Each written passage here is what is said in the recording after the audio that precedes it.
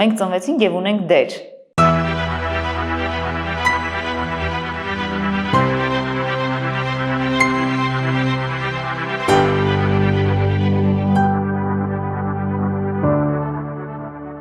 Նորից ողջույն բոլորին, շնորհակալություն մեզ միանալու համար, դուք շատ լավ գիտեք, որ այս հաղորդումը հենց ձեր մասին է, իսկ ավելի հստակ քո մասին է, ողջույն սիրելիս։ Ողջույն իմ սիրելի Լիա, մեր հանդիպումները դարձել են շարունակական։ Ավանդույթ կրակի շուրջ։ Ավանդույթ, եւ ես ստանում եմ շատ նամակներ, որ սա դարձել է ամենօրյա սուրճի հետ վայելելու հաղորդում, ինչը որ դու ի սկզբանե ասում էի։ Ես ուզում եմ մենք սուրճ խմեինք եւ մի փոքր բան բասվեինք, բայց հասկացանք, որ մենք կարող ենք դառնալ սուրճի շոկոլադը, կոնֆետը։ Միթե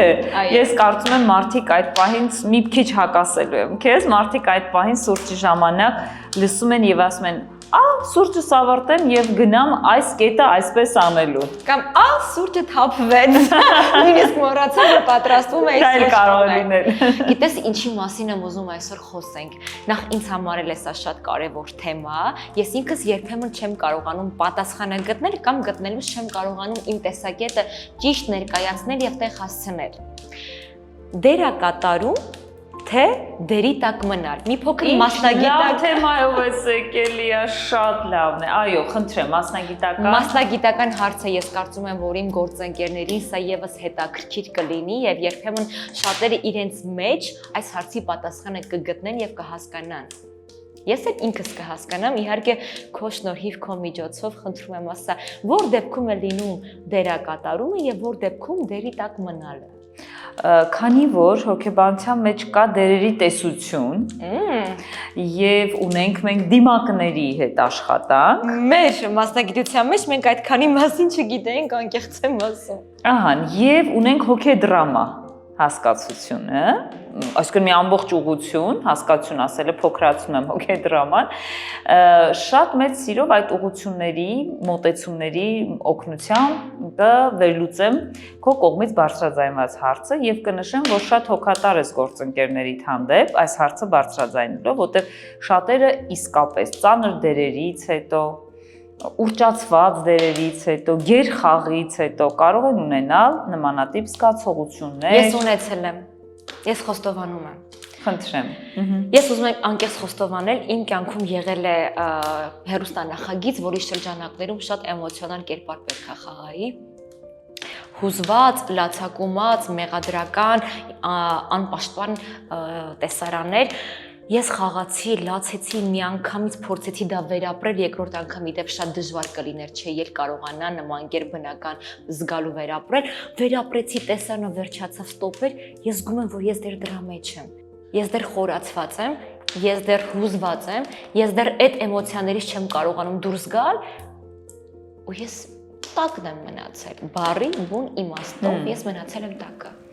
Շատ հետաքրքիր եւ խորքային թեմա է։ Միգուցե մեր հանդիպման շրջանակներում այս ֆորմատում ամբողջությամբ չհասցնեմ դրան անդրադառնալ, որովհետեւ նաեւ աչքերը լցվեցին։ Ես հիշում եմ, ոնց է խաղացել, ես հուզվում եմ։ Իրական խնդրեմ, էմոցիաներ, երբ մարդ հիշում է իր ծանր ապրումները։ Այո, թերևս ամենավտանգավորը դերի տակ մնալ ասածից, նույնիսկ չգիտեմ այդպես կարելի ասել թե ոչ, բայց քանի որ դու պրոֆեսիոնալ դերասանուհի ես վստահում եմ քո առաջ բերած եզրույթին եւ օգտագործում այդ նույն տերմինը, դերի տակ մնալուց թերևս ամենավտանգավորը այս ապրումներն են, որ եթե օրինակ դու խաղում ես դեպրեսիվ աղջնակի, դժբախտ կնոջ եւ այլ դերեր, ապա դերը ավարտվեց, դու գնում ես Լիայի գեղեցիկ կյանքով ապրելու, ով ծիծաղկոտ է, ով խոսում է գեղեցիկ մաքրամաքուր հայերենով, ով շատերի երազանքն է, ով ուղղակի հրաշալի ընկեր է, ասում ես քո կյանքի այս էջին։ Որ շնորհակալ եմ։ Խնդրեմ, վայելիր քո ստեղծած կյանքը։ Ես այսպես ուշադիր լսում եմ եւ իսկապես Եվ տեսնում էիր, չէ, կադր առ կադր։ Եթե չիմանայի, թերևս չի ասի, որ դու այդպիսի հրաշալի, ուրեմն կյանքի էջեր ունես եւ արդյունքները անցան։ Այո։ Այսպես ենք օգնում։ Ինչ վերաբերվում է մյուս կողմին, Լիա ջան, դերակատարումը երբ ավարտվում է եւ սկսվում է դերի տակ մնալը, թերևս մի վտանգ էլ կա, որ մարդ խաղում է օրինակ հեղինակություն դերը։ Նա կյանքում դերի մեջ հեղինակություն է, բոլոր հարցերը լուծում է, շքեղ կյանքով է ապրում եւ այլն եւ այլն եւ այլն եւ դերը ավարտվում է, կարծես նրա քայլվածքն է չի փոխվում։ Բայց դերը ավարտվում է, այդ մարդը նորից հրաշալի ընկեր է, ընտանիքի հայր է եւ այլն, պետք է գնա, հասնի իր ընտանիքին, իր ընկերախմբին եւ շարունակի ապրել իր կյանքով։ Այդ սահման այնքան նուրբ է, կարծում եմ, որ եթե հիմա դերակատարումից գամ դերերի տեսությանը, պետք է ասեմ, մենք ծնվեցինք եւ ունենք դեր։ Մենք ծնվեցինք եւ ունենք դեր, դա առաջինը դեր, մեր ծնողների երեխայի դերը, ծնողը մեզ տալիս է այդ դերը։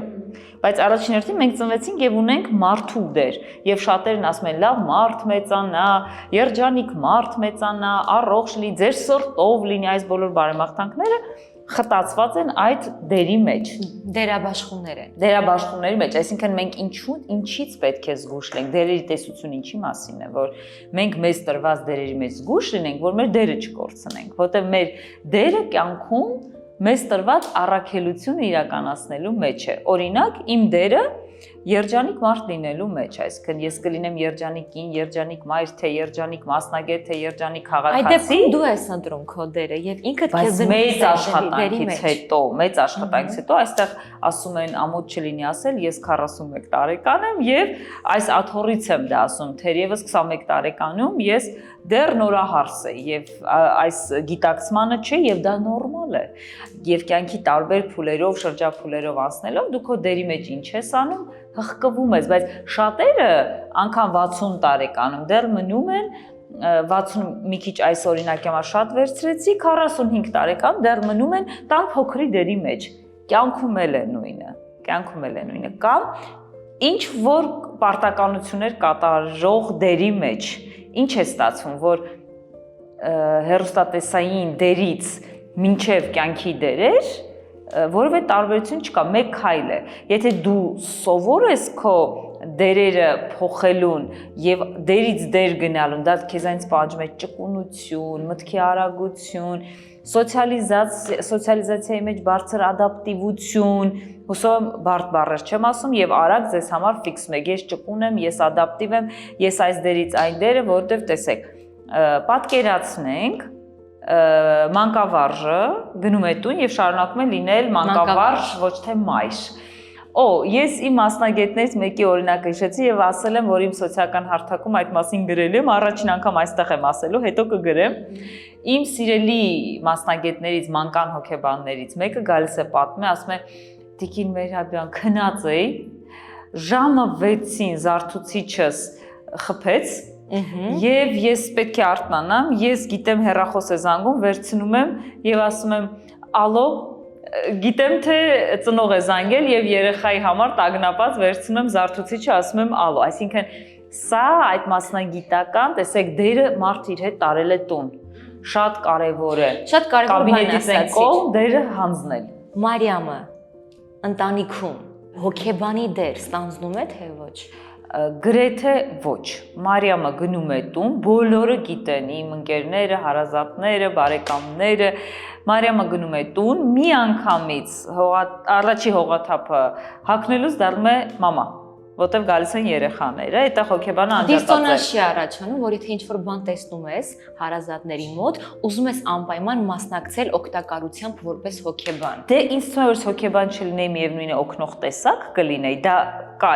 իմ առաքելության մեջ, օգնող տեսակ, անկախ հոգեբանից։ Լինեի օդաչու կլինեի էլի օգնող տեսակ, այսինքն միգուցե մտահոգվեի այն կինում ճնշումը բարձր էր, դեղը խմեց, այսինքն դա իմ տեսակի մեջ է, դա իմ դերի մեջ չէ։ Ես հասկացա, որ դու որպես պրոֆեսիոնալ հոգեբան, տուն վերադառնալիս դու դերի տակ չես մնում։ Այո, շատ ճիշտ նկատեցիր, ասում եմ այո, եւ ասում եմ այո, եւ ասում եմ այո, բայց դա աշխատած է։ Դա այնպես չէ, որ ես հոգեբանի դիպլոմը ստացել եմ, աշխատել եմ 5 տարի եւ դա ունեցել եմ։ Եղել է, գնացել եմ տուն, երեխաս եղել է փոքր, այդ մանկական խնդիրները փորձել եմ, հանկարծ խնդիր չէ, նույնիսկ ընկերուհիս միշտ ծիծաղում էր, ասում էր դու առաջինը երեխային կսովորացնես էկզիստենցիալիզմ բառը։ Դա եղել է։ Ես նոր հասկացա քո ասածի իմաստը, որ ասում ես մարդիկ կյանքում լինում են դերերի մեջ, երբ ասում են դու անընդհատ քեզ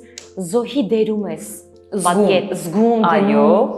դու անընդհատ քեզ մեղադրողի դերում ես ներկայացնում, հա, այդ դերերը բաշխում ենք մենք։ Երբ դեռ չենք հայտնվել հեռուստաէկրաններին, հա, սովորական կյանքում մեկը զոհի դերում է, մեկը մեղադրողի դերում է, մեկը անընդհատ նվիրվողի դերում է, մեկը տվողի դերում է, մեկը վերցնողի դերում է։ Դրանք դերեր են, որոնք ընտրում ենք մենք։ Եթե հեռուստաընկերություններում դերը տալիս է ռեժիսորը կամ պրոդյուսերը կամ սցենարիստը, այդ դեպքում մենք ոչինչ չենք անում, մենք վերցնում ենք եւ մտնում ենք մասնագիտական դերի մեջ, ապա կյանքում դերը ընտրում ենք մենք։ Stanley, what are you doing here? Tina, hi. I just wanted to come by and make sure that you two got together all right. That's nice. The methane emissions really pick up the colors. My friend will be along here any minute. I better go. Stanley? Stanley! Hello, chérie. Où est mes tagay? Is it fate? Is it meant to be? Is it written in the stars that we are destined to fraternize? Kiss me, my dear. Երկու դեպքում էլ ուզում եմ շատ ճիշտ ասեցիր, բայց ում երկու դեպքում էլ հանկարծ ընտրություն բառը չփոքրացնենք։ Այո, ընտրում ենք մենք եւ դա մեզ տրված է բնությունից։ Մենք ունենք ընտրելու մեծ հնարավորություն, ընտրելու առաջ գնալ, ընտրելու այս դերը, ընտրելու այս դերը, ընտրելու հրաժարվել այս դերից, որովհետև իրականում մի փոքր հիմա ասածից մեջ էլ ինչ վտանգ կար, որ օրինակ պատկերացրեցի, հենց մի անգամից էդ եկավ մտքիս, դա եկավ մտքիս, ում անկեղծնել, երբ պատկերացրեցի մայրը կարող է որոշել հրաժարվել իր դերից, բայց այդ դեպքերը նույնպես լինում են, բայց դրանք պաթոլոգիաների շարքից են, որովհետև գիտենք, որ դերը ունի իրավունքներ եւ ունի պարտականություններ։ Ճիշտ է։ Դա պետք է այնքան համաչափ աշխված լինի նույն մարդու համար մարդու մեջ, որ մարդիկ լինեն երջանիկ։ Դերը պետք է մարդուն տա բավարարվածություն։ Ցանկացած դեր, որը քեզ համար խառն է, որը քեզ համար տխուր է, որը քեզ համար չի տալիս ներքին բավարարվածության զգացում, իրեն պետք է ձևափոխել, իրեն պետք է այլ կերպ մոտենալ։ Եվ ինչպես մենք ենք պատասխանատու, թե ինչ դեր ենք ընտրում, մենք նաև պետք է պատասխանատվություն կրենք, մենք ընտրում ենք լինել նյարդային, թե ավելի խաղաղ ու ներդաշնակ, ընտրում ենք լինել ագրեսիվ, թե ավելի ընդունող եւ ցանկացած հոգեվիճակ ընտրելիս մենք պետք է պատասխանատվություն կրենք դրանց հետևանքների մասին, որովհետեւ մեր նյարդային լինելը բերում է նոր հետևանքի եւ պետք է պատասխանատվությունը կրենք ոչ թե նյարդայնության, այլ դրա հետևանքների համար։ Եվ ոչ թե միայն բարության վրա, այլ բարությունից բխող հետևանքների համար պատասխանատվությունը կրենք։ Ոչ թե նախանձի վրա, որը մենք ընտրել ենք ես ընտրել եմ քեզ նախանձեմ, դա իմ որոշումն է, այլ նախանձից բխվող հետևանքների համար պետք է կրել պատասխանատվությունը։ Ինչ շատ դուր եկավ քո մտքի վերլուծության, նաև հարցադրման մեջ պատասխանատվություն բառը։ Սանրացիներին վրա ուզում էի հանեի ու քննարկեի։ Ահա, հրաշալի։ Պատասխանատվությունը չպետք է լինի բեռ, պատասխանատվությունը պետք է լինի արարք։ Երբ որ ես պատասխանատվություն եմ կրում իմ մասնագիտության մեջ իմ դերերի համար ու դա բեռ է ինձ համար, նույնը կլինի, երբ որ ես կմնամ դերի տակ ու ինքը կծանրանա ինձ համար, բայց եթե պատասխանատվությունը իմ արարքն է, ես պատասխանատվությամբ արարքս կանեմ, ես պատասխանատվություն կկրեմ իմ արարքի համար եւ դա կլինի իմ որոշումը։ Որոշում, պատասխանատվություն, ինքնաբավություն, հրաշալի բանաձև մեր այսօրվա հանդիպումից։ Վայելեք մարդիկ ջան։ Այո, եւ մի փոքր էլ անցնեմ իմ սիրելի գոլեգաներին, ես գիտեմ, որ հիմա վստահ եմ եւ կամ շատ ուրախ կլինեն, եթե դուք նայում եք մեզ, խոսել այն մասին, որ որքան դժվար է դերասանի համար, երբ մտնում է աշխատանքի մեջ, հա, նշված նկարահանման հրապարակը, դու պետք է մոռանաս քո կյանքի դերի մասին։ Դու ով ես։ Մայր ես, դուստր ես, պատասխանատու մարդ ես ընտանիքում, կոտրված սիրտ ես, լքված մեկն ես, թե մաքարող մեկն ես։ Դու պետք է մոռանաս քո իրական դերը կյանքում եւ մաքրեմաքուր մտնես աշխատանքային հրապարակ, քո վրա վերցնելով նոր դեր, նոր բնավորություն, նոր հոգեվիճակ, նոր ինտոնացիա նույնիսկ, նոր զգացողություն։ Ես կարծում եմ շատ ճիշտ խոսքեր են, շատ ճիշտ պահանջ է պաշտոնի համար, հա, մասնագիտական պաշտոնի անձնագրի համար։ Բայց երբեմն չէ, շատ հաճախ դժվար է։ Շատ ճիշտ, բայց շատ դժվար, հենց դրան էի գալիս եւ եթե մարդ որոշել է իր պրոֆեսիոնալիզմի մեջ դուռը փակեց, ինքը մասնագետ է, դուռը բացեց, ինքը կյանքի դերի մեջ է, մշակել։ Այստեղ ուզում եմ անպայման քո սիրելի գործընկերները եւ ինձ համար սիրելի գործընկերները մի շատ կարեւոր նուրբ երևույթ վերցնեն, որ աշխատել նշանակում է ինքնակատարելագործվել։ Ես կասեմ, որ այդ ճանապարհը դժվար ճանապարհ է, որովհետև նաև զրկանքներ կան այդտեղ, որովհետև այդտեղ կան քարքարոտ, ուրեմն անցումներ, այդ դուռը փակելը եւ հեռախոսը անջատելը նշանակում է որոշ զանգերի չպատասխանել։ Տեսեք, բերեցի զրկանքի, բերեցի մի երևույթի, որը որ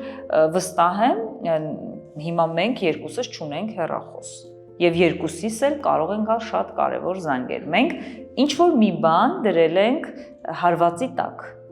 Ինչ-որ մեկը կզանգի չեք պատասխանի կնեղանա, ինչ-որ մեկը կզանգի, որը վտանգի մեջ է, բայց ես այս ժամին այստեղ եմ, եւ սա իմ պատասխանատվությունն է, առաջողություն չի ստանա, եւ սա իմ պատասխանատվությունն է։ Նշանակում է, որ դերը կյանքում եւ դերը մասնագիտության մեջ հենց այստեղ պետք է շատ հստակ դրվի եւ գնա գիտակցման եւ ընդունման ճանապարհով։ Մեր այսօրվա հաջորդ բանաձևը գիտակցեցի, ընդունեցի, եթե գիտակցումը եւ ընդունումը տեղի չի ունենում, ուրեմն գալիս է մերժում, հրաժարում։ Ավելացնեմ երրորդը, նաեւ կիրառել, եթե արդեն ընդունել ես, շատ ափսոս է, եթե չկիրառես։ Քո ընդունելը ոչ մի օգուտ քեզ չի տալու եւ քո շրջապատի մարդկանց եւս։ Այո, դա նշանակում է, որ ես գալիս եմ քեզ մոտ խորհրդի համար, դու ինձ տալիս ես խորհուրդը, տալիս ես ճիշտ բանաձևը հոգեվիճակս փրկելու համար։ Ես ունեմ բանալին, ես ունեմ հաջողության գրավականը, բայց ես չեմ կարողանում օգտագործել։ Ես բանալիով դուռը չեմ բացում։ Բանալին ունես, դուռը չես բացում եւ բացի այն, որ մի փոքր շտկում անեմ, մեր ոլորտում չկան խորհուրդներ, կան տարբերակներ։ Ու տարբերակները շատ են, այսինքն, եթե Լիան որոշել է, Լիայի գործընկերները որոշել են, ինձ թվում է քո հաջորդ էտապը հենց դա է լինելու, որ դերի մեջ, որքան որ դու պրոֆեսիոնալ ես, այդքան պրոֆեսիոնալ արագ դուրս գաս եւ գնաս տուն։ Եվ գնաս քո ընկերների մոտ։ Ես պատկերացրեցի վերջին հաղորդումներից մեկը, որտեղ ես ունեի դեր գրավիչ լինելու, գրավիչ եւ ավելի սեթեվտող աղջկա։ Եվ շատ լավ էր քեզ մոտ ստացվում, ես քո հյուրը եղել եմ եւ շատ գրավիչ էիր այդ դերում։ Այո, պատկերացրեք, ես դերից դուրս եմ գալիս եւ շարունակում եմ օրինակ տաքսու վարորդի հետ խոսել թովիչ ձայնով։ Ոչ։ Ես պետք է դերի տակ մնալ։ Այո, ես պետք է լինեմ այնքան պրոֆեսիոնալ եւ պատրաստական, որ գրավիչ, թովիչ ձայնով խոսող Լիային արագ վերադառնամ իրական Լիային, ոչ դերասանուհուն, ոչ հաղորդավարուհուն եւ ես աչքից տեսածը կասեմ։ Գրավիչ, թովիչ Լիան շատ արագ հաղորդումից հետո գնում էր գիր կարդալու։ Այո։ Իր կարդալու, նշումներ անելու, իր մտքերը զարգացնելու, կիսելու, դու եթե այն մի դերի մեջ դերի տակ էիր մնում, ինչպես ասեցիր, այդ դերի մեջ ես փաստում եմ, որ գիր կարդացող Լիան շատ արագ էր միանում, որտեղ դու այդպիսին ես քո էությամբ։ Իներսի երևի թե իրական Լիան ավելի ուժեղ գտնվեց։ Միշտ։ Միշտ էլ գիր կարդացող Լիան ավելի ուժեղ է։ Բայց ամեն դեպքում միշտ երբեմն զարմացնում է, երբեմն շոկահարում է այն փաստը, որ էկրաններից տեսած մարդուն ընկալում են այնպիսին, կարծես թե նա իրականում է հենց այդ մարդ։ Իսկ քեզ թվում է հեռուստադիտողը կամ մարդիկ, ովքեր էկրանից այն կողմ են, դերի տակ չեն մնում։ Մնում են, բայց երևի թե նրանց ոչ ոք չի կոմենտում։ Նրանք կյանքի կոմենտների զոհն են, այսինքն կյանքը նրանց մեկնաբանություն է գրել, որ ինքը գրի սխալ մեկնաբանություն, այսինքն սխալ ընկալումները, սխալ մեկնաբանությունների հետևանք են, նրանց սխալ մեկնաբանել է ծնողը, սխալ նկատել է ուսուցիչը, ես միշտ եթե դերի տակ մնալ թեմայից անցնեմ սխալ մեկնաբանություններ գրող, ատելության խոսք տարածող եւ մարդկանց առանց երկար մտածելու վիրավորող մարդկանց, ես նրանց խմբավորել եմ, շատ տարբեր Մենք դրանց մասին կխոսել եմ, այո, եթե կա խմբավորում, ես էլ ունեմ լիքը հետաքրքրող, ինձ համար հետաքրքրող հարցեր, որոնք կարծում եմ նաև կհետաքրքրեն ես դիտողներին։ Նրանք զոհեր են կյանքի, նաև իրենց կյանքի բերումով շատ ծանր կյանք ունեցող մարդիկ են։ Ես դա փաստում եմ, որովհետև չի կարող ինքնաբավ մարդը այդպիսի պահվածք ունենալ։ Այո։ Ամեն դեպքում անդրադառնալով այն մտքին, որը քննարկեցինք, թե որքան կարևոր է եւ որքան դժվար է, հատկապես եթե դու դեր ստանալու ոլորտին պատկանող աշխատող մարդ ես, որ նկարահանման աշխատանքի հրապարակ մտնելիս մոռանաս քո իրական բոլոր հոգսերը, մտորումները, մտածումները։ Միատարի տեղում դա անենք, էլի։ Հիմա դա ենք անում։ Ես իմ հետ իմ մտորումները չեմ վերել այստեղ։ Ես այստեղ իմ ներքին հուզմունքները չեմ վերել։ Ես իմ ընտանեկան ծանրությունը չեմ վերել այստեղ, ես իմ աշխատանքային բացթողումներն ու հարցականները չեմ վերել այստեղ։ Ես ինձ ներքին ցավեցնող եւ ուրախացնող զգացողությունները չեմ վերել այստեղ։ Բայց դրանք կան եւ փաստ են։ Դրանք կան եւ առանց դրա ես կարծում եմ պատկերացնել մեր կյանքը անհնար է։ Դրանք մեզ ուղեկցող, մեր հետ հավասար ապրող, մեծացող եւ ծերացող ընկերներն են։ Այո, բայց եթե մենք ուզում ենք գնալ արդյունավետ ճանապարհով, արի չմեծացնենք եւ ծերացնենք ցանկացած ծանր հուզմունք, որը տանը տեղի ունեցել, որտեվ տունը արժանի է, որպեսզի փայլի երջանկությունից։ Տունը չենք ծանրացնում, տունը մաքրում ենք եւ հույզերից, եւ լավացնում ենք հարաբերությունները եւ ներողություն, շնորհակալություն խնդրում եմ բանաձևն ենք սկսում կիրառել, գոնե շնորհակալությունը, որովհետեւ այն բոլոր ծանր ապրումները, որ կարող են մարդու հետ տանը պատահել, արժանի են շնորհակալության։ Մենք հանդիպումներից մեկում անպայման այդ տրավմաների կտորին լավ կանրադառնանք։ Այո։ Ինչ էի ուզում ասել, եթե կարողացանք հաղթահարել այն պահը, որ մտնում ենք նկարահանման հրապարակ եւ ցույց չենք տալիս, թե ինչքան որքան բեռենք մեր հետ բերել։ Նույնը պետք է լինի, երբ դու տուն ես գնում, քո ընտանիք, քո անկյուն, նկարահանման հրապարակում կամ դեր ստանձնելու ընթացքում ձեռք բերված բեռը, հուզմունքը, ծանրությունը, որքան կարևոր է, որ դրա տակ չմնաս եւ դա քեզ հետ չտանես քո առօրյա։ Բայց ես ուզում եմ, որ մենք այն ճշմարտությունը, որը դու ասում ես, ցույց տանք ինչպես չանի մարդը։ Մենք կարծես նույնիսկ ինձ թվում է հիմա հետևորդներ կասեն, մի քիչ երկար խոսեցին, սկսեցինք ձանձրանալ, ուզում ենք տեսնել ոնց չանենք։ Ոնց չանենք, ինձ էլ է հետաքրքիր։ Ոնց չտանենք։ Ես էլ բարձրաձայնում եմ ոնց չանենքը, ուշադիր, սիրելի մարդիկ ջան, որովհետև հենց հիմա դրան պետք է անցնենք։ Եթե դուք հիմա տանը նստած ունեք ծանր ապրումներ կամ նույնիսկ ուղղակի գլուխն ա ցավում, երեկվա ծանր օրվանից հետո կամ առավոտյան մի քիչ ավել տան անդամների հետ եք կոնֆլիկտային հարաբերություններ ունեցել, տան իրեր ամեն ինչ իր տեղում չէ, ինչ ուզում եք գտնեք թափռտած է եւ երեխաների վրա եք վարկանում, այս ամեն ինչը ձեզ 1 ժամ հետո պետք չէ, որտեղ դուք պետք է գնաք եւ կերտեք, ենթադրենք Լիայի դերերից որևէ մեկը։ Շատ բարդ է լինելու։ Այո։ Ինչ ենք անում, եթե մենք ունենք գոնե 10 րոպե, մենք արագ պետք է վերականգնենք մեր ներքին ուժերը։ 10 րոպե, ավել չեմ ուզում, որովհետև մենք կարող ենք 10 րոպե անընդհատ մանտրայի նման կրկնել այսինչ տուն է, այսինչ երեխաներ են, ոչ մի բան իր տեղում չի, այսինչ կյանք է, դժգոհում եմ, իդեպ անպայման հանդիպենք եւ խոսենք դժգոհ մարդկանցից, հիշեցի։ Եթե մենք ունենք 10 րոպե, մենք այդ 10 րոպեում նստում ենք այս նույն դիրքով, ինչպես ես եւ Լիա նույնիսկ դիրքավորվեց։ Այս շնչի արտաշնչի։ Շնչեք եւ հանգիստ արտաշնչեք, պարտադիր։ Եթե արդեն ստացվում է, գոնե 3 հաշիվը պահեք եւ անպայման ասեք, որ այն ամեն ինչ կատարվում է իմ տանը, իմն է,